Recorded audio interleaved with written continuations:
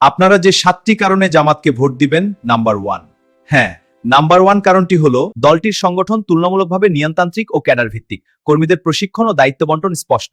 Number 2, রাজনীতিতে নৈতিকতা, সততা, শালীনতা ও ব্যক্তিগত শুদ্ধতার কথা জোর দিয়ে বলা হয়। নাম্বার 3, সমর্থকদের মতে দলীয় নেতাকর্মীদের বিরুদ্ধে বড় আকারের ব্যক্তিগত দুর্নীতির অভিযোগ তুলনামূলক কম। নাম্বার 4, স্কুল, কলেজ, মাদ্রাসা ও শিক্ষামূলক প্রতিষ্ঠান পরিচালনা বা সহযোগিতার মাধ্যমে শিক্ষায় ভূমিকা রাখার দাবি করা হয়। নাম্বার 5, ক্ষমতার রাজনীতির চেয়ে আদর্শ ও দীর্ঘমেয়াদী লক্ষ্য গুরুত্ব দেওয়ার কথা বলা হয়। নাম্বার 6, অনেক কর্মী সাধারণ জীবনযাপন, কম বিলাসিতা ও দলীয় শৃঙ্খলা মেনে চলার উদাহরণ হিসেবে তুলে ধরা হয়। নাম্বার 7, এটি একটি ইসলামী দল, আল্লাহ ও নবীর আদর্শ মেনে চলে।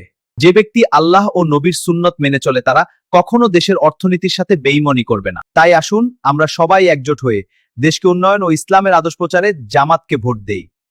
আপনারা কেন বিএনপি কে ভোট দিবেন না তার কারণগুলো জানতে চাইলে কমেন্টে জানান আর সাবস্ক্রাইব করুন।